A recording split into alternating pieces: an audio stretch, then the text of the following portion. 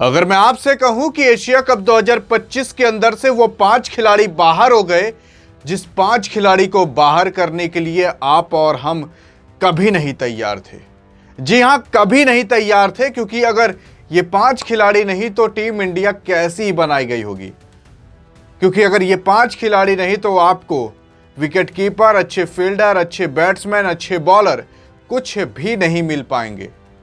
लेकिन सवाल उठता है कि आखिरकार इनको बाहर किया गया तो क्यों किया गया और किस बेस पर किया गया। देखो, एशिया कप 2025 इसी सितंबर से ही चालू है, बहुत ज़्यादा समय नहीं है। 9 सितंबर से चालू होगा और बहुत ज़्यादा समय तक होगा भी नहीं, 28 सितंबर को जाकर ख़त्म हो जाएगा। इसके अंदर भारत अपना पहला मुकाबला 10 तारीख को खेलेगा, फिर 14 तारीख को खेलेगा और फिर 19 तारीख को खेलेगा। 14 तारीख वाला सबसे ज़्यादा अहम है, पाकिस्तान के खिलाफ है। और अगर वो टॉप ऑर्डर्स के बैट्समैन और अगर अच्छे खासे फील्डर और बॉलर को हम बाहर कर देंगे तो आखिरकार हम कैसे सरवाइव करेंगे उस मैच के अंदर। देखो, सबसे पहला जो खिलाड़ी है वो कोई और नहीं बल्कि जिन्हें द लॉर्ड फिनिशर के रूप में जाना जाता है, रिंकू सिंह है। रिंकू सिंह के स्टैट की बात कर लें तो अभी तक इन्होंने भारत के लिए T20 के अंदर 33 मुकाबले खेले हैं और 546 रन मारे हैं, 69 का हाईएस्ट स्कोर है और 3 हाफ सेंचुरी भी हैं। अगर स्टैट की बात कर ली जाए तो ठीक ठाक है, क्योंकि आपके रिंकू सिंह उतरा करते हैं चौथे, पांचवें, छठे नंबर पर, जिसकी वजह से इनको उतनी खासी बैटिंग करने को मिलती ही नहीं है T20 के अंदर। T20 के अंदर गेंद ही कितनी होती है, 120 गेंद, और 120 गेंद में अगर आपको 10-20 गेंद मिलेगी भी तो आप कितना ही मार पाओगे।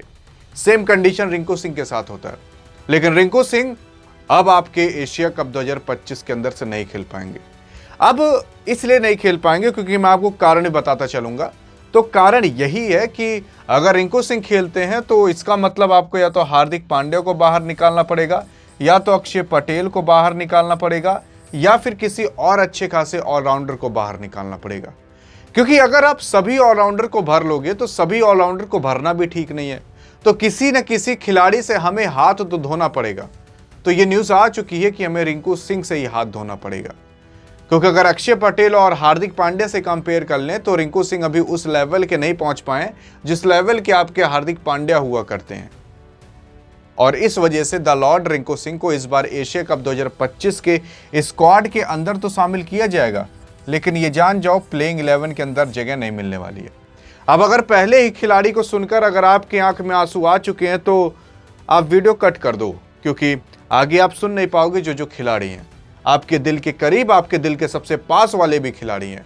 अब दूसरे नंबर पर जो खिलाड़ी आता है वो कोई और नहीं बल्कि श्रेयस अय्यर है। ये वही श्रेयस अय्यर है जिसने पंजाब किंग्स को 11 साल बाद कहीं फाइनल में लेकर गया। ये वही श्रेयस अय्यर जिसने 2024 के अंदर KKR को जिताया। ये वही श्रेयस अय्यर है जिसने डोमेस्टिक मैच के अंदर चाहे जितने भी डोमेस्टिक मैचेस हो सब के सब का फाइनल भी जिताया। और ये वही श्रेयस अय्यर है जिसने चैंपियंस ट्रॉफी के जीत में भी सबसे बड़ा योगदान दिया। लेकिन उसी श्रेयस अय्यर को कहा जा रहा है कि एशिया कप 2025 के अंदर से क्या पता बाहर कर दिया जाए, क्योंकि अभी तक तो इनको स्क्वाड के अंदर शामिल कर लिया गया, लेकिन खेलने का मौका मिलेगा कि नहीं यह भी किसी को नहीं पता। इनके स्टैट की बात कर लें तो T20 में इन्होंने भारत के लिए 51 मुकाबले खेलकर 1104 बनाए, 74 का हाईएस्ट स्कोर है और 8 हाफ सेंचुरी भी लगा चुके हैं। स्टैट की बात कर ली जाए तो ठीक ठाक है, बहुत ज़्यादा अच्छा भी नहीं, बहुत ज़्यादा खराब भी नहीं है। लेकिन अगर आप ये देखोगे श्रेयस अय्यर को बाहर करना तो जान जाओ अपने ही पैर पर कुल्हाड़ी मारना। ये वही श्रेयस अय्यर है जिसने IPL के अंदर सेमीफाइनल में वो जसप्रीत बुमराह, जो लॉर्ड जसप्रीत बुमराह कहा जाता है, उसकी एक खतरनाक यॉर्कर गेंद को भी इस तरीके से टर्न करने का दम रखता है जैसे कि लगे कि भाई कोई बच्चा फेंक रहा हो और तुरंत चौका या छक्का थमा दे पवेलियन के अंदर। ये वही श्रेयस अय्यर है। जो बंदा दुनिया की सबसे खतरनाक गेंद खेलना जानता हो, ये वही श्रेयस अय्यर है। और इसी श्रेयस अय्यर को बाहर करने की बात की जा रही है। मैं आपको सच्चाई बता दूं, श्रेयस अय्यर को क्यों बाहर किया जा रहा है इसका एग्जैक्ट रीजन हमें भी नहीं पता क्यों कि बाहर किया जा रहा है, और ये बाहर होंगे एट द एंड की नहीं। लेकिन अभी ये तो यूं न्यूज आ चुकी है कि क्या पता इनको बाहर बैठाया जा सकता है। इनकी पूरी संभावना नहीं है कि बैठाया जाएगा कि नहीं बैठाया जाएगा, लेकिन अभी संभावना जताई जा रही है कि बैठाया जा सकता है। अब किस कारणवश यार ये ना आपको पता ना हमें पता, लेकिन जो था वो मैंने आपको बता दिया। फिर इसके बाद अगर बात करेंगे तो तीसरे नंबर पर कोई नहीं आपके दिल के और ज्यादा सबसे करीब, the classic KL Rahul. KL Rahul ये वही खिलाड़ी है जिसने इंडिया बनाम इंग्लैंड के टेस्ट मैच के अंदर सबसे अच्छा परफॉर्मेंस दिखाया।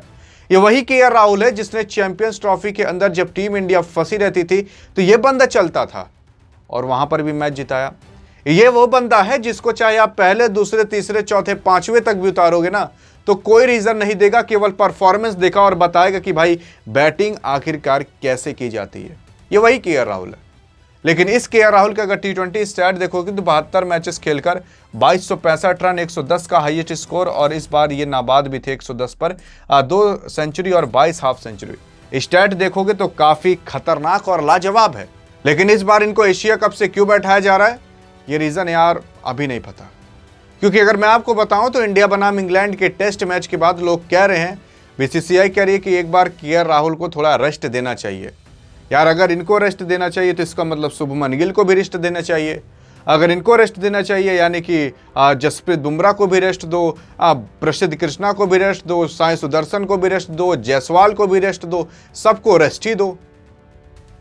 यार एशिया कप के अंदर जहां 20 ओवर खेलने, जब एक खिलाड़ी विराट कोहली से पूछा था ना तो कहा कि यार विराट कोहली साहब आप थकते नहीं हो मैच खेलकर, तो यहां पर भी तो केवल 20 ही ओवर खेलना है जहां पर 4 ओवर गेंदबाजी कराई जाती है। हाँ मानते हैं कि यहां पर हम नहीं खेल पाएंगे, लेकिन केएल राहुल के लिए तो आसान होगा ना। लेकिन अब रेस्ट देने की बात की जा रही है तो आप और हम कर भी क्या सकते हैं। लेकिन फिर अगर चौथे नंबर की बात करोगे तो कोई और नहीं, जायसवाल। जी हाँ, जायसवाल को भी रेस्ट देने की बात की जा रही है। लेकिन इनके पीछे का मेन कारण ये नहीं है। देखो इनको भी स्क्वाड के अंदर शामिल कर लिया गया है, लेकिन प्लेइंग 11 में जगह मिलना बहुत मुश्किल कहा जा रहा है। इनको 1-2 कंडीशन में जगह मिल सकती है, अभी मैं बताता हूँ कब मिल सकती है। जैसे इन्होंने 23 मुकाबले खेले हैं, 723 रन बनाए T20 के अंदर, वो भी भारत के लिए। 100 इनका हाईएस्ट स्कोर है, यानी कि एक ही सेंचुरी लगाए भी हैं और 5 अर्धशतक मारे। लेकिन अब बता दूं मैं आपको इनको क्यों बाहर किया जा रहा है। देखो अभी टीम इंडिया के अंदर आपके अभिषेक शर्मा है, आपके शुभमन गिल हैं और आपके संजू सैमसन हैं। अब ये 3 खिलाड़ी हैं और जायसवाल को भी मान लेते हैं, ठीक, जायसवाल। अब जायसवाल अगर हैं तो अगर इन 4 को ले लें तो स्ट्राइक और नॉन स्ट्राइक पर उतरने के लिए टोटल 4 खिलाड़ी हो जाते हैं, जिसमें से आप संजू सैमसन को तो निकाल नहीं सकते क्योंकि ये विकेट कीपर के रूप में काम करेंगे। शुभमन गिल को निकाल नहीं सकते क्योंकि ये भी भाई अच्छे खासे बैट्समैन है, वाइस कैप्टन है, तो वाइस कैप्टन को निकालना बनता नहीं है। अभिषेक शर्मा को तो लिया ही जाएगा क्योंकि ये बंदा T20 के लिए बना और भी कहीं इसको मौका मिलता नहीं है। तो बचते हैं जायसवाल साहब। अब आप खुद बताओ कि अगर जायसवाल को तीसरे, चौथे, पांचवें नंबर पर उतारा जाए तो क्या ये बंदा चलेगा? क्योंकि तीसरे, चौथे, पांचवें नंबर पर उतरने के लिए और भी खिलाड़ी हैं, वो चाहे सूर्य कुमार यादव हों या फिर और भी अन्य खिलाड़ी हों, वो सब उतर कर उस नंबर पर ठोक सकते हैं। तो ये कारण बताया जा रहा है कि जायसवाल साहब को क्या पता बैठा दिया जाए, और इनको तब खिलाया जा सकता है जब अभिषेक शर्मा अच्छा परफॉर्मेंस नहीं करेंगे, क्योंकि अभिषेक शर्मा भी लेफ्ट हैंड बैट्समैन तो आपके जायसवाल साहब भी लेफ्ट हैंड बैट्समैन, और अगर अभिषेक शर्मा 2 मैच के अंदर अच्छा नहीं करते तो तीसरे मैच के अंदर जायसवाल साहब आ सकते हैं। लेकिन एट द एंड अगर हम बात करें, कोई और नहीं बल्कि आपके डीएसपी सिराज को भी कहा जा रहा है कि वर्कलोड मैनेजमेंट के तहत कि क्या पता इनको भी बैठाया जा सकता है। हाँ, सकता यहाँ पर जरूर लग रहा है, क्योंकि अगर बहुत ज़्यादा इमरजेंसी कंडीशन रही तो सिराज कहेगा थकाई गई भाड़ में, हम चले पहाड़ पर और चलो पाकिस्तान को रौंद कराते हैं। अब आपके सिराज साहब ने अभी तक टोटल 16 मुकाबले भारत के लिए T20 की तरफ से खेले हैं और 452 रन दिए हैं, बनाए नहीं दिए हैं, और 14 विकेट लिए हैं। देखो अगर आप यहाँ पर देखोगे स्टैट बहुत अच्छा नहीं है, 16 मैच में 14 विकेट, यानी कि हर मैच में आप 1 विकेट भी नहीं पाए हो। लेकिन अब अगर इस बंदे को देख लिया जाए, जो पहले रूप था लेकिन अब का रूप, उसमें जमीन आसमान का फर्क है। जो ये 16 मैच के अंदर 14 विकेट लिए हैं, ये बंदा 3-4 मैच के अंदर ले सकता है। ये इस लेवल का प्लेयर हो चुका है, जो पहले केवल अपने को छोड़कर बुमराह पर विश्वास करता था, लेकिन अब वो अपने पर भी विश्वास करने लगा है। I believe on my self. पहले केवल जस्सी भाई पर विश्वास था, लेकिन अब खुद पर के बॉलिंग पर भी और खुद पर भी विश्वास इस बंदे ने करना सीख लिया है। और तब से आपने देखा होगा कि इंग्लैंड के खिलाफ 5-5 विकेट, 6-6 विकेट अकेले भी झटकना सीख लिया है। लेकिन अब इनको भी बाहर करने की बात वर्कलोड मैनेजमेंट के तहत से की जा रही है, ताकि इनको रेस्ट मिल जाए और आगे चल के जो इंडिया बनाम वेस्ट इंडीज़ का दौर है उसके अंदर ये खेल सकें। अब देखो अगर आपको मैं बता दूं, इंडिया बनाम वेस्ट इंडीज़ के दौर में आपके जसप्रीत बुमराह को नहीं खिलाया जाएगा, तो वहाँ पर आपके सिराज साहब को रहना बहुत मजबूरी कंडीशन में होना पड़ेगा। और अगर उनको खिलाया जाएगा एशिया कप तो उनको रेस्ट करने का मौका नहीं मिलेगा। क्योंकि मैं आपको बता देना चाहता हूं कि आपका 28 सितंबर को जब ख़त्म होगा ना, तो उसी के बाद 2 अक्टूबर यानी कि जब गांधी जी का बर्थडे आता है, तो उसी तारीख से चालू हो जाएगा आपका इंडिया और वेस्ट इंडीज़ का दौर। तो मैं आपको बता दूं 4 दिन बाद टेस्ट मैच चालू हो जाएगा। तो 4 दिन में बंदा क्या ही रेस्ट कर पाएगा, और इसी वजह से कहा जा रहा है कि क्या पता आपके मोहम्मद सिराज को भी बैठाया जा सकता है रेस्ट के लिए। बाकी आपको क्या लगता है कि अगर इन 5 खिलाड़ी को बाहर किया गया तो क्या टीम इंडिया इस 2025 का T20 एशिया कप उठा पाएगी? मुझे तो बहुत मुश्किल लग रहा है। आपको क्या लग रहा है कि वो कौन सा खिलाड़ी है जिसके अंदर अभी भी दम होगा कि जिताने का, इन 5 खिलाड़ी को छोड़कर भी? लेकिन अधिक जानकारी चाहिए एशिया कप 2025 से संबंधित तो बगल में क्लिक करके देख सकते हो। मिलेंगे इस वीडियो में, तब तक के लिए जय हिंद और जय भारत।